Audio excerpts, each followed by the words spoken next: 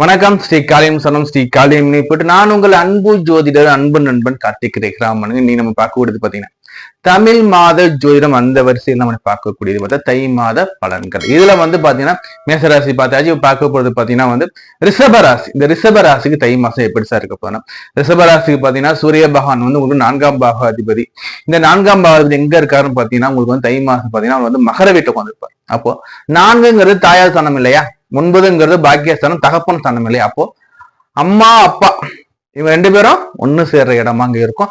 அப்ப பாத்தீங்கன்னா நம்ம எந்த ஒரு சிந்தனை எடுத்தாலும் தாய் தந்தையை நம்ம அனுகூலம் பெற்று அவங்க ஆசி பெற்று நம்ம செய்யக்கூடிய காலமாக இருக்கும்.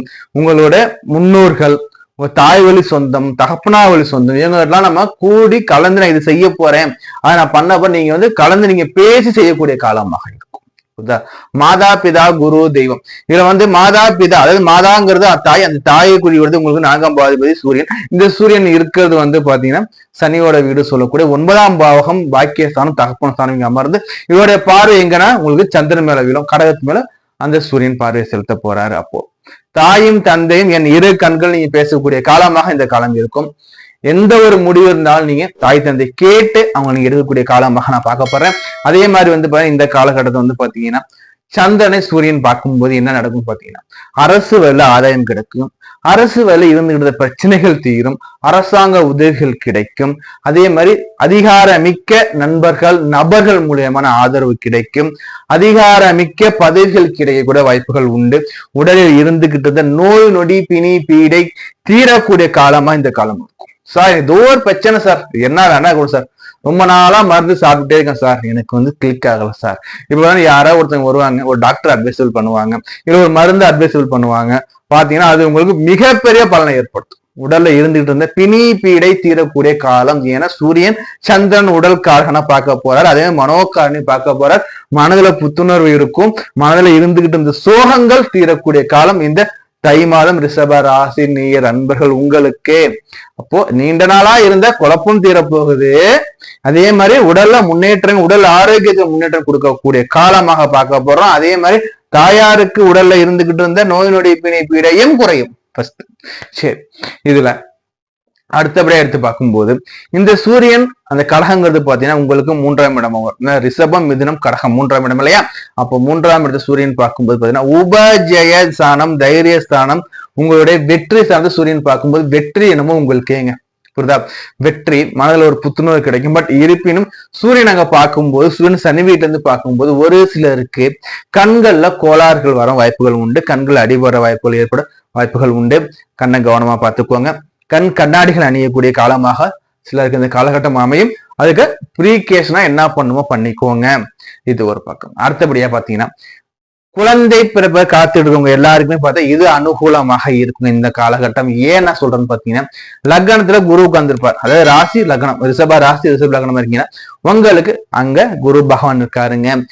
குரு பகவானோட பார்வை உங்களோட 5ஆம் இடத்துல விழும், 7ஆம் இடத்துல விழும், உங்களோட 11ஆம் இடத்துல விழும். சரி, இப்போ இந்த குருவோட பார்வை உங்களுக்கு இந்த அமர்ந்திருக்காரு பாத்தீங்களா சூரியன், இந்த சூரியன் மேலேயும் நமக்கு குருவோட பார்வை விழும்.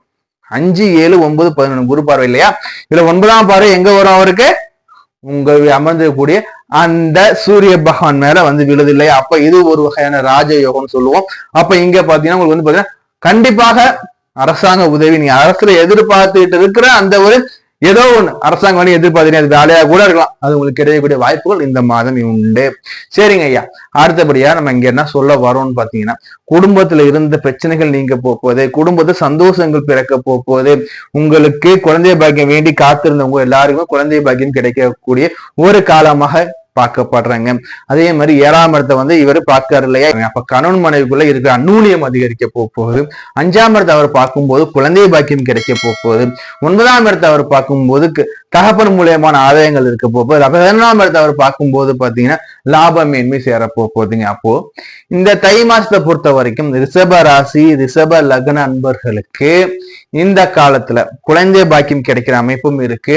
தகப்பன் தாய் இவங்களை போயிட்டு சந்திச்சு, சில பேர் வெளிநாட்டுல இருப்பாங்க, டக்குன்னு ஊருக்கு வர வாய்ப்பு கிடைக்கும். வெளியூர்ல இருப்பாங்க, நான் போய் அம்மா அப்பா பார்த்துட்டு சொல்லக்கூடிய அமைப்புகள் இருக்கும்.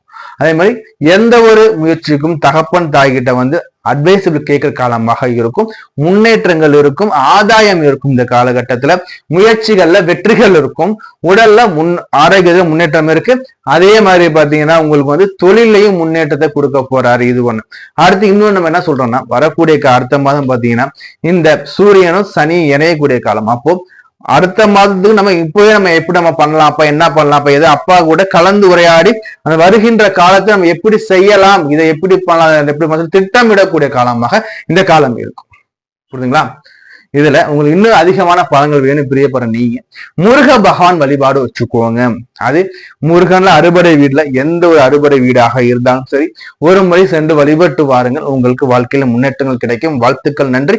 உங்களுக்கு ஜாதகம் பார்க்கணும், திருமண பொருத்தம் பார்க்கணும் பிரியப்படுற நீங்க ஸ்கிரீன் நம்பர் இருக்கு, கால் பண்ணி கன்சல்டேஷன் வாங்கிக்கோங்க. இன்னும் நம்ம சேனல் சப்ஸ்கிரைப் பண்ணா வீடியோ பார்த்துட்டீங்கன்னா நம்ம சப்ஸ்கிரைப் பண்ணி வச்சுக்கோங்க. வீடியோ லைக் பண்ணி உங்க ஃப்ரெண்ட்ஸ் ஷேர் பண்ணுங்க. வாழ்த்துக்கள், நன்றி.